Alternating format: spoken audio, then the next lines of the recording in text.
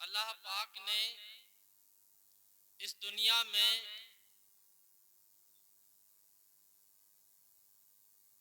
اپنی مخلوقات کو پیدا کیا، بے شک جس میں تمام مخلوق میں انسان کو اشرف المخلوقات کے خطاب سے نوازا، سبحان اللہ لیکن بہت سی مخلوقات دنیا میں آئی اللہ کی، اور ایک نہ ایک دن اس ساری مخلوق نے اس دنیا سے اپنا سامان باندھ لیا۔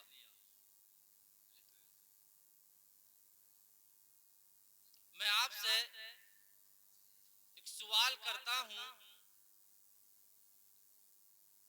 کوئی بہت عقل مند آدمی، بہت سمجھدار آدمی، بہت بڑا دانشمند، بہت بڑا ہوش مند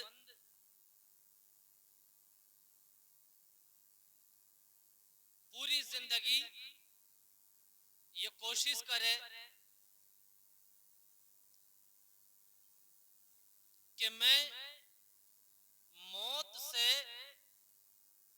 بچنے کی کوشش کروں اور موت سے بچنے کا کوئی راستہ نکال لوں،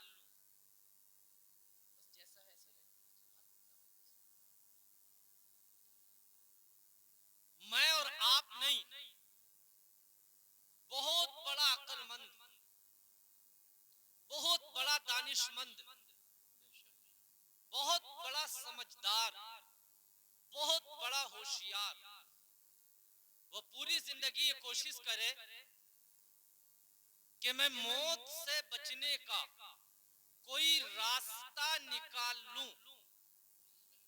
میں آپ سے سوال کرتا ہوں، بتائیے تو کیا اپنی عقل کے ذریعے، اپنی سمجھداری کے ذریعے، اپنی ہوشیاری کے ذریعے، اپنی دانشمندی کے ذریعے کیا وہ انسان اپنی کوشش سے موت سے بچنے کا کوئی راستہ نکال سکتا ہے؟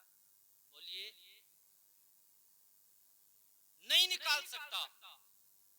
تو اس کا مطلب یہ ہوا کہ موت سے بچنے کے لیے انسان کی عقل، انسان کی ہوشیاری، انسان کی عقل مندی یہ کافی نہیں ہے، بلکہ ہر انسان کا آخری سفر یہ ہوگا کہ وہ اس دنیا سے اور آخرت کی طرف چالو ہو جائے گا۔ سبحان اللہ کبھی ہم اپنے کاندھے پر اپنی ماں کے جنازے کو قبرستان تک پہنچاتے ہیں، کبھی ہم اپنے کاندھے پر اپنے باپ کے جنازے کو قبرستان تک پہنچاتے ہیں، کبھی یار اور دوستوں کے جنازے کو، کبھی بچوں کے، کبھی بڑوں کے، کبھی مردوں کے اور کبھی عورتوں کے جنازے کو ہم اس دنیا سے اور قبرستان تک پہنچاتے ہیں۔ تو پتہ چلا کہ بچہ ہو یا بڑا ہو یا مرد ہو یا عورت ہو، موت سب کو آنی ہے۔ موت سے کس کو رستگاری ہے؟ موت سے کس کو رستگاری ہے؟ آج وہ، کل ہماری باری ہے، آج وہ، کل ہماری باری ہے، اور ایک دن مرنا ہے، ایک دن مرنا ہے، آخر موت ہے، ایک دن مرنا ہے، آخر موت ہے، کر لے جو کرنا ہے آج، آخر موت ہے، کر لے جو کرنا ہے آج، آخر موت ہے۔ اور کھا گئی زمین نوجوان کیسے کیسے، کھا گئی زمین نوجوان کیسے کیسے، بے نشاں ہو گئے بادشاہ کیسے کیسے، بے نشاں ہو گئے بادشاہ کیسے کیسے. آپ توجہ میری طرف کریں. آپ ایک ہیرے بیچنے والا شخص ایک بادشاہ کے دربار میں حاضر ہوا. جی بادشاہ کے درباری سے ملاقات کی اور پوچھا کہ میں بادشاہ سے ملاقات کرنا چاہتا ہوں. درباری نے کہا کیا کام ہے آپ کو بادشاہ سے ملاقات کرو گے؟ کہا میں ہیرے بیچتا اور ہیرے لیتا ہوں. کہا بھئی بادشاہ سے تو آپ کی آج تو ملاقات ہوگی نہیں, 2 روز کے بعد ملاقات ہو سکتی. کہا بھئی میں پردیسی ہوں, باہر سے آیا ہوں, 2 دن میرا رکنا یہاں بڑا مشکل ہو جائے گا. کہا اچھا. کہا بھئی ان 2 دنوں میں سال میں یہ 2 دن آتے ہیں, اور اس دن جو آج کا دن ہے, اس دن بادشاہ کسی سے ملاقات نہیں کرتا, کسی سے بات نہیں کرتا. کہا پھر کیا کروں میں یار, کیا کرتا ہے بادشاہ؟ کہا بادشاہ اپنے محل سے نکل کر شہر سے باہر جا کر ایک جگہ پر ایک پروگرام کرتا ہے, اور جب تک وہ پروگرام کر کے واپس نہ آ جائے کسی سے بات نہیں کرتا. کہا میں کیا کروں جب تک؟ تو بتایا کہ تم یہ کرو, اگر چاہو تو بادشاہ کے پروگرام میں شامل ہو جاؤ اور شرکت کر لو, دیکھ لو پروگرام. کہا ٹھیک ہے. جیسے ہی صبح ہوتی ہے بادشاہ اپنے پورے لشکر کو, رعایا کو لے کر بے شک شہر سے باہر نکل گیا. جی اور جب شہر سے باہر نکلا تو ایک جگہ پر ایک کمرہ بنا ہوا تھا, جی اور سارے لشکر کا وہیں پر پڑاؤ ڈال دیا گیا. بادشاہ کے لشکر سے سب سے پہلے نوجوان خوبصورت اچھی لڑکیاں اٹھی, اور اٹھنے کے بعد وہ سب کی سب اس چھوٹے سے کمرے میں داخل ہو گئی. جی یہ ہیرے بیچنے والا کہتا ہے کہ میں نے اس کمرے کی دیوار سے کان لگا لیا اور میں سننے لگا وہ کیا کر رہی ہیں, اس کے اندر کیا باتیں کر رہی ہیں. کہتا ہے وہ کچھ دیر تک وہاں رکی, میں نے بہت کان لگا کر سنا کہ وہ کیا باتیں کر رہی ہیں, کیا کہہ رہی ہیں, آپس میں کیا باتیں کر رہی ہیں. کہتا ہے ان کی کوئی بات یا بات کا مطلب میری سمجھ میں نہیں آیا, صرف گنگناہٹ جی میری سمجھ میں آئی, واہ واہ لیکن کوئی بات یا بات کا مطلب میری سمجھ میں نہیں آیا. کچھ دیر ہوئی اور کچھ دیر کے بعد وہ تمام لڑکیاں اس کمرے سے نکل کر آ گئی. کچھ دیر کے بعد بادشاہ کے لشکر سے بڑے بڑے کڑیل جوان اٹھے, اور اٹھنے کے بعد وہ بھی اس کمرے میں داخل ہوئے اور کچھ دیر تک رکے. یہ ہیرے بیچنے والا کہتا ہے وہ بھی کچھ بولے چالے, لیکن ان کی بھی کوئی بات یا بات کا مطلب میری سمجھ میں نہیں آیا. صرف گنگناہٹ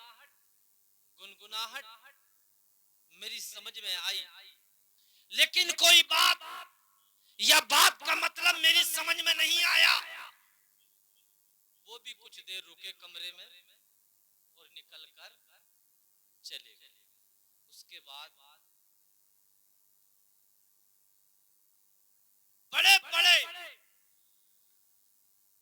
پہلوان اٹھے اور اٹھنے کے بعد کمرے میں داخل ہوئے اور کچھ دیر رکے اور رکنے کے بعد وہ بھی نکل کر آ گیا. یہ ہیرے بیچنے والا کہتا ہے کہ ان کی بھی کوئی بات یا بات کا مطلب میری سمجھ میں نہیں آیا, صرف گنگناہٹ سی آئی اور وہ بھی آ گیا. اس کے بعد بڑے بڑے ڈاکٹر اور حکیم اٹھے, کمرے میں داخل ہوئے, کچھ دیر رکے اور رکنے کے بعد وہ بھی نکل کر آ گیا. یہ ہیرے بیچنے والا کہتا ہے کہ ان کی بھی کوئی بات یا بات کا مطلب میری سمجھ میں نہیں آیا. اس کے بعد بادشاہ کے خاص وزیر اٹھے اور اس کمرے میں داخل ہوئے. وہ بھی کچھ دیر رکے اور کچھ بولے چالے گفتگو کی آپس میں. یہ کہتا ہے کہ ان کی بھی کوئی بات یا بات کا مطلب میری سمجھ میں نہیں آیا. کہتا ہے نکل کر چلے گئے. آخر میں خود بادشاہ اٹھا اور اٹھنے کے بعد کمرے میں داخل ہوا اور ہونے کے بعد وہ بھی کچھ دیر رکا اور نکل کر آ گیا. جب شام ہو گئی بادشاہ نے سارے لشکر کو لیا اور لینے کے بعد بادشاہ اپنے شہر کی طرف روا اور دوا ہوا. بادشاہ جیسے ہی اپنے شہر کی طرف نکلتا ہے تمام لشکر اس کے ساتھ چالو ہو جاتا ہے. آخر بادشاہ کا تمام لشکر جو ہے اس کے قلعے میں آنے کے بعد اپنی اپنی جگہوں پر چلا جاتا ہے. یہ ہیرے بیچنے والا شخص اسی درباری کے پاس آتا ہے جس نے اس کو وہاں جانے کا طریقہ بتایا تھا اور کہتا ہے درباری کے پاس آنے کے بعد یہ ہیرے بیچنے والا شخص, اے درباری ذرا یہ تو بتا یہ بادشاہ کی کیسی محفل تھی, یہ بادشاہ کا کیسا لشکر تھا, یہ کیسا پروگرام تھا. میں نے آج سے پہلے کبھی بادشاہ کا پروگرام ایسا نہیں دیکھا کہ بادشاہ کا پروگرام ہے اور ہر طرف خاموشی ہے, ہر طرف سناٹا ہے, کوئی کسی سے بات نہیں کرتا, کوئی کس ہنستا نہیں دیکھا, کوئی بولتا نہیں دیکھا. ارے بادشاہوں کے پروگرام تو میں نے ایسے دیکھے ہیں جہاں شراب نوشی ہوتی ہے, جہاں ناچ گانے ہوتے ہیں, جہاں کھیل تماشے ہوتے ہیں, لیکن بادشاہ کا عجیب پروگرام ہے جہاں کوئی کسی سے نہیں بولتا, ہر آدمی خاموش ہے.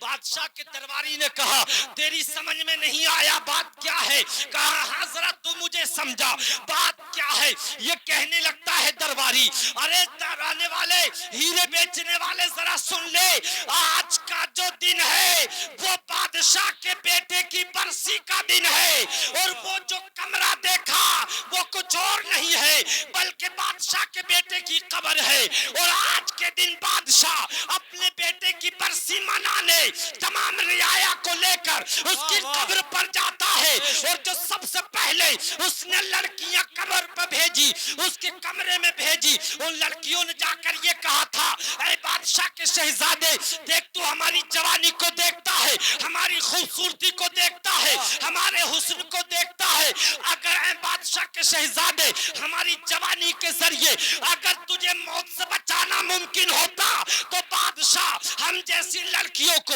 لاکھوں اور کروڑوں کو تجھ پہ قربان کر دیتا اور تجھے موت سے بچا لیتا. اگر خوبصورتی کے ذریعے شہزادے تجھے موت سے بچانا ممکن ہوتا تو ہماری لاکھوں اور کروڑوں عورتوں کی خوبصورتی کو بادشاہ تجھ پر قربان کر دیتا. لیکن اے شہزادے ہماری خوبصورتی, ہمارے حسن, ہمارے جمال, ہماری جوانی کے ذریعے بادشاہ کے شہزادے تجھے موت سے بچانا ممکن نہیں ہے. تو آنکھ وہی ہے جس کا کسی نے اعلان کیا آقا اپنی موت سے کوئی بشر نہیں, ساما 100 برس کا ہے بلکہ خبر نہیں, اور جاگنا ہے جاگ لے افلاک کے سائے تلے, حشر تک سوتا رہے گا خاک کے سائے تلے. بے شک سبحان اللہ. نعرہ تکبیر, نعرہ تکبیر, نعرہ رسالت, مسلک اعلی حضرت, نعرہ تکبیر. سبحان اللہ سبحان اب اس کے اللہ. بعد جو بادشاہ کے بڑے بڑے کڑیل جوان اٹھے تھے، بڑے بڑے پہلوان اٹھے تھے، ان پہلوانوں نے اس کمرے میں داخل ہونے کے بعد کہا تھا اے بادشاہ کے شہزادے، ہماری طاقت کا عالم یہ ہے، ہماری پہلوانی کا عالم یہ ہے کہ جس جنگ کے میدان میں چلے جائیں، جس طرف اپنی تلواریں اٹھا دیں، میدان صاف کر دیتے ہیں، ذرا سی دیر میں ہم جنگ کا نقشہ بدل دیتے ہیں. لیکن بادشاہ کے شہزادے، ہماری طاقت اس قابل نہیں ہے کہ تجھے موت سے بچایا جا سکے، ہماری تلوار اس لائق نہیں ہے کہ تجھے موت سے بچایا جا سکے. اگر ہماری طاقت کے ذریعے، ہماری پہلوانی کے ذریعے، ہماری ہنر کے ذریعے اگر شہزادے تجھے موت سے بچانا ممکن ہوتا تو بادشاہ ہم جیسے لاکھوں اور کروڑوں پہلوانوں کو تجھ پر قربان کر دیتا، ہماری طاقت کو قربان کر دیتا، ہماری پہلوانی کو قربان کر دیتا. لیکن شہزادے، ہماری پہلوانی کے ذریعے تجھے موت سے نہیں بچایا جا سکتا ہے. اللہ اکبر. اس کے بعد جو داخل ہوئے تھے، بڑے بڑے حکیم داخل ہوئے، بڑے بڑے ڈاکٹر داخل ہوئے. انہوں نے کہا تھا شہزادے دیکھ، ہماری ڈاکٹری کا عالم یہ ہے، ہماری حکمت کا عالم یہ ہے، ہماری دوائی کا عالم یہ ہے کہ کیسے ہی مریض کو ایک خوراک دے دے وہ فوراً ٹھیک ہو جاتا ہے. ہمارے تجربے کا عالم یہ ہے کیسا ہی بیمار کیوں نہ ہو، ایک خوراک دیتے ہیں ٹھیک ہو جاتا ہے. لیکن شہزادے کان کھول کر سن لے، ہماری دوائی کے ذریعے کسی کو موت سے نہیں بچایا جا سکتا ہے، ہمارے ہنر کے ذریعے کسی کو موت سے نہیں بچایا جا سکتا ہے، ہمارے تجربے کے ذریعے کسی کو موت سے نہیں بچایا جا سکتا ہے. اگر ہماری ڈاکٹری کے ذریعے، ہماری حکمت کے ذریعے اے شہزادے اگر تجھے موت سے بچانا ممکن ہوتا تو ہم نہیں بلکہ لاکھوں اور کروڑوں حکیموں اور ڈاکٹروں کو بادشاہ تجھ پر قربان کر دیتا اور تجھے موت سے بچا لیتا.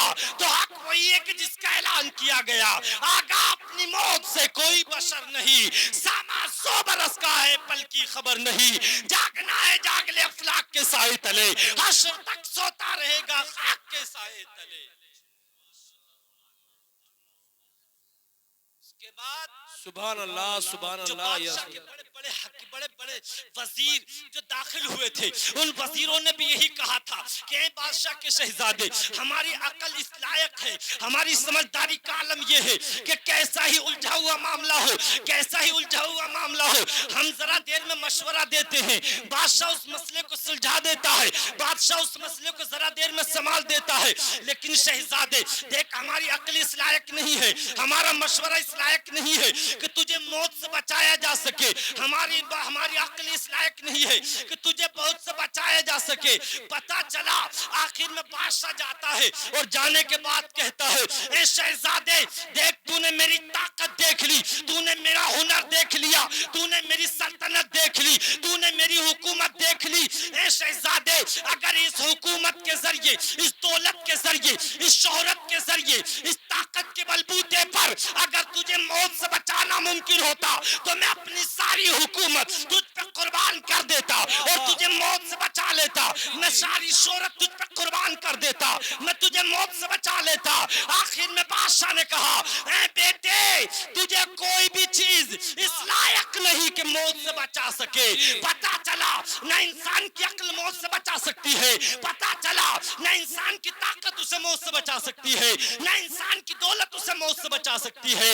آخر انسان کا انجام یہ ہے، انسان کی زندگی کا انجام یہ ہے کہ اسے موت کا لقمہ بن جائے، وہ موت کا ذائقہ چکھ لے، وہ موت کا لقمہ کھا لے، وہ موت کا گھونٹ پی لے. اس لیے کر لے جو کرنا ہے، آج آخر موت ہے، ایک دن مرنا ہے، آخر موت ہے. آگاہ اپنی موت سے کوئی بشر نہیں، ساما 100 برس کا ہے پل کی خبر. بے شک. سبحان اللہ سبحان اللہ. یا رسول اللہ. واہ واہ واہ.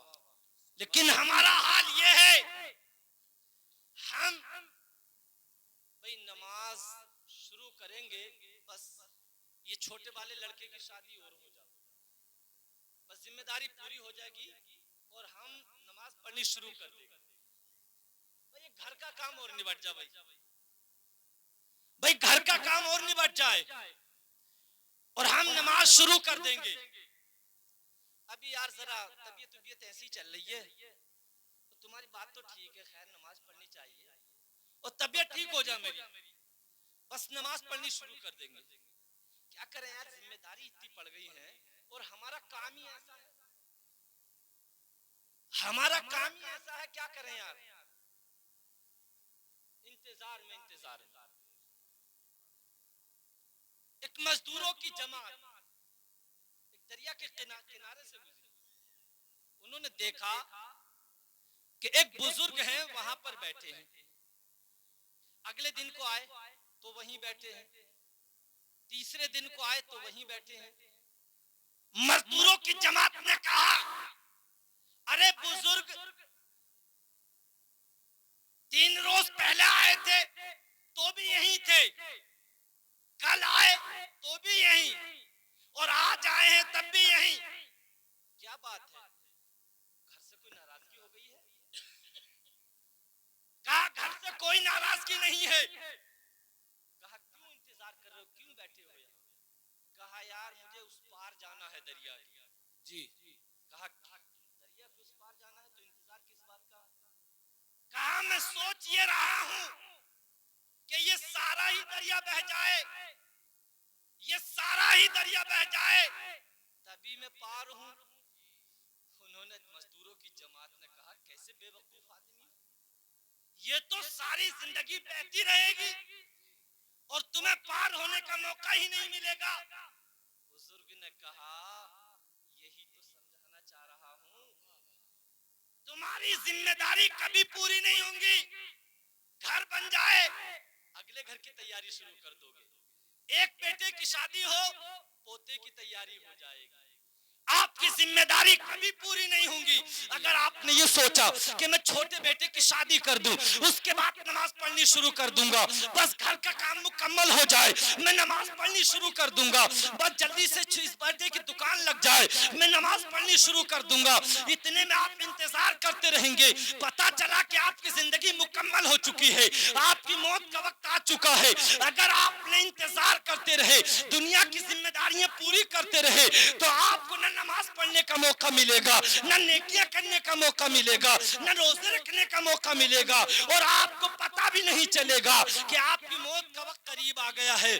میرے پیارے بہت جلد ضرور کیجئے، آپ بہت جلدی سب سے جلدی کس چیز کی کریں گے؟ سب سے جلدی اس بات کی کیجئے کہ جو نمازیں چھوڑ دی ہیں ان کی قضا ادا کرنی شروع کر دیجئے، اور جو گناہ ہو چکے ہیں ان کی توبہ کر لیجئے، کیونکہ توبہ ایک ایسی چیز ہے جو انسان کے گناہوں کو معاف کرا دیتی ہے، اللہ کی رحمتیں برسنے لگتی ہے، اللہ کی طرف سے برکتیں آنے لگتی ہے۔ ذرا آؤ میرے پیارے، ذرا ذہن کو حاضر کرو، پچھلی امتوں میں چلتے ہیں، ایک شخص ایسا ہے جو اتنا گناہگار ہے، اتنا گناہگار ہے، اتنا خطا کار ہے کہ میرے پیارے اس کی گناہوں کی وجہ سے اللہ نے اپنے نبی پر وحی بھیجی کہ اے میرے نبی فلاں شخص کو اپنی بستی سے نکال دو ورنہ پوری بستی پر میرا عذاب آ جائے گا۔ اللہ کے نبی نے اس بندے سے فوراً جا کر کہا کہ تو اس بستی سے نکل جا ورنہ تیری وجہ سے پوری بستی پر اللہ کا عذاب آ جائے گا۔ اللہ اکبر، اس کو نکالا گیا، دوسری بستی میں رہنے لگتا ہے۔ اللہ کے نبی پر پھر حکم آیا اللہ کا کہ اے میرے نبی اس بستی سے بھی نکال دو ورنہ اس پر بھی عذاب نازل ہو جائے گا۔ یہاں سے پتا چلا کہ ایک انسان گناہ کرتا ہے پوری بستی پر عذاب آ سکتا ہے۔ دیکھو ایک بستی سے نکالا گیا، دوسری بستی میں جا کر رہنے لگا ہے، وہاں پر ہی حکم ہوا کہ اگر وہاں گناہ کرے گا تو وہاں بھی عذاب نازل ہو جائے گا۔ آخر ایک بستی سے نکالا گیا، دوسری بستی سے نکالا گیا، وہاں سے نکلنے کے بعد پہاڑ کی ایک کھو میں رہنے لگتا ہے۔ چند دن ہوتے ہیں اس کی طبیعت خراب ہو جاتی ہے، اتنی طبیعت خراب ہوئی، اتنی طبیعت خراب ہوتی ہے اس کی، اللہ اکبر کے زمین پر گر گیا۔ زمین پر جب گرتا ہے اپنے گناہوں کو یاد کرتا ہے، اپنی خطاؤں کو یاد کرتا ہے، اے میرے پروردگار عالم اگر میں نے یہ گناہ نہ کیے ہوتے، اگر میں نے یہ خطائیں نہ کی ہوتی، اگر میں نے یہ جرم نہ کیے ہوتے، میرے پروردگار آج میں اپنے بچوں میں ہوتا، آج میں اپنی بستی میں ہوتا، میرے عزیز و اقارب میری دیکھ بھال کرتے ہوئے ہوتے، میرے بچے میری دیکھ بھال کرتے ہوئے ہوتے، میری بیوی میری خدمت کرتی ہوئی ہوتی. آخر یہ بندہ ہے اتنا روتا ہے, روتا چلا جا رہا ہے, داڑھی بھیگ گئی, سینہ بھیگ گیا, زمین بھیگتی چلی جاتی ہے, اتنا سارا قطار روتا ہے. اللہ کی بارگاہ میں عرض کرتا ہے, اے میرے مالک حقیقی, اے میرے بادشاہ حقیقی, تمام حمد و ثنا تیرے لیے ہے, تمام تعریفیں تیرے لیے ہے. تو ہر کمال و خوبی کا جامع ہے, تیرے حکم کے بغیر اس کائنات میں ذرہ نہیں ہل سکتا ہے. تو ہم سب کا پالنے والا ہے, تو ہم سب کا پالنہار ہے. تمام دنیا کے اے مالک حقیقی, میں تیری بارگاہ میں دعا کرتا ہوں, میں توبہ کرتا ہوں, میں آج کے بعد گناہ نہیں کروں گا, مجھے تو معاف فرما دے, میری خطاؤں کو درگزر فرما دے. قسم خدا کی, مورخین بیان کرتے ہیں کہ اس کی دعا کرنا ہوتا ہے, توبہ کرنا ہوتا ہے. کیا دیکھتا ہے کہ اس کی بیوی حاضر ہے, اس کے بچے حاضر ہیں, اس کے گھر والے حاضر ہیں. ہم نے پوچھا یہ کہاں سے آ گئے, تو بتایا کہ اللہ نے فرشتوں کو متشکل فرمایا اور اس کے گھر والوں کی شکل میں بھیج دیا ہے. پتا چلا کہ بتاؤ پہلی امتوں کا ایک آدمی گناہوں سے توبہ کرے, اللہ فرشتوں کو خدمت کے لیے بھیجتا ہے. اب میں تم سے پوچھنا چاہتا ہوں, تم اس نبی کی امت میں ہو جو نبی تمام نبیوں سے افضل ہے, یہ اس امت میں ہو جو تمام امتوں میں افضل ہے. تم اس نبی کا کلمہ پڑھنے والے ہو جو عبداللہ کا پیارا ہے, آمنہ کا دلارا ہے, اللہ کا محبوب ہے, جس کی شان میں اعلیٰ حضرت کہتے ہیں خلق سے اولیاء اور اولیاء سے رسول اور سارے رسولوں سے اعلیٰ ہمارا نبی. ہم صدوں کو رسا مستدیجے کے ہے, بے کسوں کا سہارا ہمارا نبی, جس کے طلبوں کا دھوبن ہے, آب آیات ہے وہ جانے مسیحا ہمارا نبی. اور جب اس نبی کے جود و سخا کی بات آتی ہے, جب کرم نوازی کی بات آتی ہے, تو سیدی سرکار اعلیٰ حضرت علم و حکمت کے تاجدار, علم و حکمت کے شہریار, سنیوں کے امام, سنیوں کے رہنما بیان کرتے ہیں واقعہ جود و کرم ہے شے بتا تیرا, واقعہ جود و کرم ہے شے بتا تیرا, نہیں سنتا ہی نہیں مانگنے والا تیرا. اور میرے کریم سے کل قطرہ کسی نے مانگا, دریا بہا دیے ہیں, نعرہ تکبیر, نعرہ رسالت, مسلک اعلی حضرت مفتی نظام الدین صاحب قبلہ, نعرہ تکبیر. ہمیں ذہن کو حاصل کرنے کی ضرورت ہے. آج ہم اپنی قبر کو بھول گئے ہیں, ہم اس قبر کو بھول گئے ہیں. میرے پیارے, ہم اپنی قبر کو بھول گئے ہیں. یاد کرو ذرا اس قبر کو. ہمارے گھر میں اگر لائٹ بھاگ جائے, اگر اندھیرا ہو جائے اور گھر میں اکیلا انسان ہو, تو فوراً گھر سے باہر نکل کے کھڑا ہوتا ہے. ہم نے پوچھا آپ باہر کیوں کھڑے ہو, کہتا ہے یار گھر میں کوئی بھی نہیں ہے, آج بچے نہیں ہے, میرا دل نہیں لگ رہا ہے, اور اوپر سے لائٹ بھی بھاگ گئی ہے, گھر میں اندھیرا ہو گیا ہے, دل نہیں لگ رہا ہے. میں آپ سے پوچھنا چاہتا ہوں, بتاؤ جب تمہارے گھر والے چلے گئے ہیں, وہ ایک دن دو دن کے بعد واپس پلٹ کے آ جائیں گے, بتاؤ تو صحیح ذرا, قبر میں تمہارے ساتھ کون جائے گا؟ وہاں کی روشنی کا کوئی انتظام کیا ہے, وہاں کے اجالے کے لیے کوئی انتظام کیا ہے, وہاں کے آرام کے لیے کوئی انتظام کیا ہے؟ اب آپ کہو گے کہ گھر میں اجالے کے لیے ہم نے بلب لگا لیے ہیں, ہم نے لائٹ فٹنگ کرا لی ہے, لیکن قبر میں ایسے کہاں ہو سکتا ہے؟ ارے وہاں اگر روشنی کرنی ہے تو پیارے نبی سے محبت کرنی ہوگی, اگر وہاں روشنی کرنی ہے 5 وقت کی نماز کو پابندی سے پڑھنا پڑے گا, اگر وہاں روشنی کرنی ہے والدین کو راضی کرنا ہے, اگر وہاں روشنی کرنی ہے اللہ کی فرما برداری کرنی ہے, اگر وہاں اجالا کرنا ہے تو میرے نبی کے حکم کو ماننا ہوگا,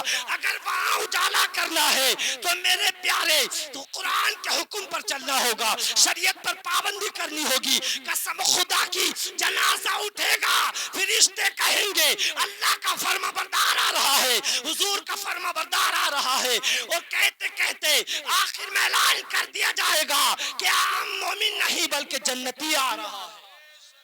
سبحان اللہ, سبحان اللہ, یا رسول اللہ.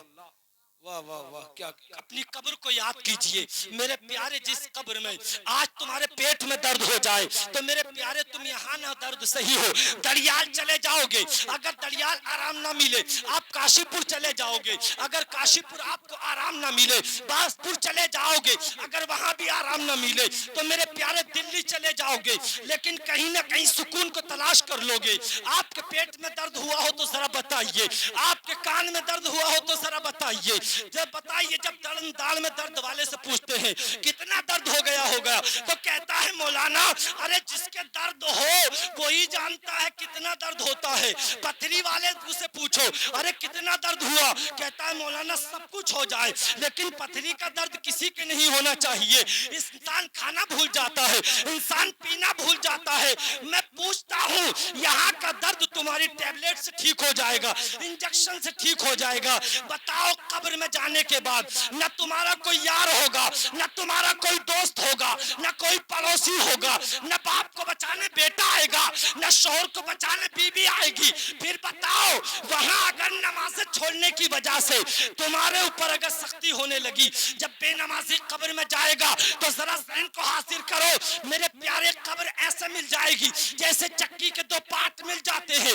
دائیں پسلی بائیں میں اور بائیں پسلی دائیں میں پیوست ہو جائے گی. میرے پیارے اللہ اکبر, یہاں تک نہیں بلکہ یہ بھی حکم ہے کہ بے نمازی پر ایک ایسا سام مسلط کیا جائے گا جو میرے پیارے اسے جستا رہے گا, اور ایک ایسا بچھو مسلط کیا جائے گا بے نمازی پر جو گدھے کی برابر ہوگا.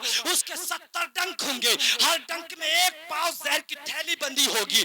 جب بے نمازی کو ڈسے گا تو میرے پیارے قیامت تک تڑپتا رہے گا, قیامت تک دردست, قیامت تک تکلیف ہوتی رہے گی, قیامت تک درد ہوتا رہے گا. میرے پیارے ذہن کو حاضر کرو, ارے قبر کوئی عام چیز ہے, قبر کوئی آسان چیز ہے. آج ہم کتنی سخت بات بتا دیں, آج ہم کتنی خطرناک بات بتا دیں, آج ہم کتنی بھیانک بات بتا دیں, ہمارے دل اتنے پتھر کے ہو چکے ہیں کہ ہمارے دلوں سے کبھی کوئی خوف خدا ظاہر نہیں ہوتا, ہماری آنکھوں سے آنسو نہیں آتے. ارے ایک زمانہ وہ تھا, عمر فاروق کی تاریخ اٹھاؤ, امیر المومنین کی تاریخ اٹھاؤ, بیان کرتے ہیں کہ خوف خدا کا عالم یہ تھا کہ آپ روتے روتے آپ کی آنکھوں رخساروں پر کالے نشان بن گئے تھے. اور کون تھے یہ جنہیں رسول اللہ نے فرمایا اے عمر تم جنتی ہو, اے عمر تم جنتی ہو. بتاؤ جنتی لوگوں کا یہ حال ہے کہ وہ خوف خدا سے اتنے روتے ہیں کہ ان کے رخساروں پر کالے نشان بن جاتے ہیں. آؤ ذرا قبر کی منزلوں پر چلتے ہیں میرے پیارے. اللہ اکبر, ایک بہت بڑے عالم دین ہے, بہت بڑے عالم دین ہے. انہوں نے کیا کام کیا, قبر کے بارے میں ہمیشہ لکھتے, قبر کے بارے میں ہمیشہ پڑھتے. ایک دن میں خیال آیا ارے بہت زمانہ ہو گیا ہے, قبر کے بارے میں پڑھ لیا ہے, بہت زمانہ ہو گیا ہے, قبر کے بارے میں تحقیق کر لی ہے, قبر کے بارے میں نے پڑھ لیا اور لکھ لیا ہے.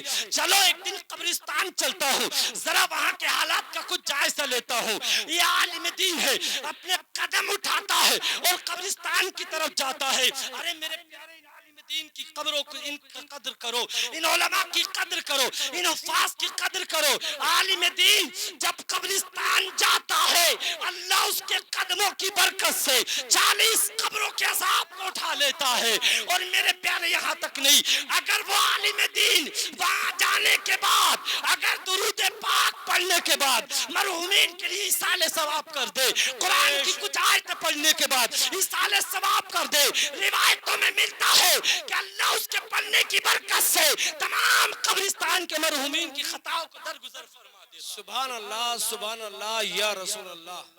واہ واہ واہ, ماشاء اللہ. نعرہ تکبیر, نعرہ رسالت, مسلک اعلی حضرت, مسلک اعلی حضرت مفتی نظام الدین صاحب قبلہ. نعرہ تکبیر, نعرہ رسالت. آؤ ذرا قبر کی منزل پہ چلتے ہیں. یہ عالم دین ہے, قبرستان پہنچتے ہیں اور قبرستان پہنچنے کے بعد میرے پیارے کیا دیکھتے ہیں کہ ایک قبر کھدیا آ رہا ہے. قبر کھدیا کے پاس پہنچے, کہا بھوچا کب سے قبر کھودتے ہو؟ انہوں نے بتایا میں بھی قبر کھودتا ہوں, میرے باپ بھی قبر کھودتے تھے, میرے دادا بھی قبر کھودتے تھے. پتا چلا بتانا یہ چاہتا تھا یہ قبر کھدیا کہ ہمارا قبر کھودنا یہ آباء و اجداد کا پیشہ ہے. کہا اچھا یہ بتاؤ تمہارے دادا نے یا تمہارے باپ نے یہاں قبر کھودتے کھودتے تمہیں بھی اتنے دن ہو گئے ہیں کوئی عجیب چیز دیکھی, کوئی حیرت میں ڈالنے والی چیز دیکھی؟ تو اس قبر خدیا نے کہا مجھے باپ کا پتہ تو نہیں نہ دادا کا پتہ, لیکن اپنا پتہ ہے, اپنے بارے میں جانتا ہوں. میں اپنے بارے میں یہ جانتا ہوں کہ میں نے ایک ایسی چیز دیکھی ہے جس کو اگر بھلانا بھی چاہو تو میں بھلا نہیں سکتا ہوں. کہا بتاؤ تو ذرا کیا دیکھا ہے؟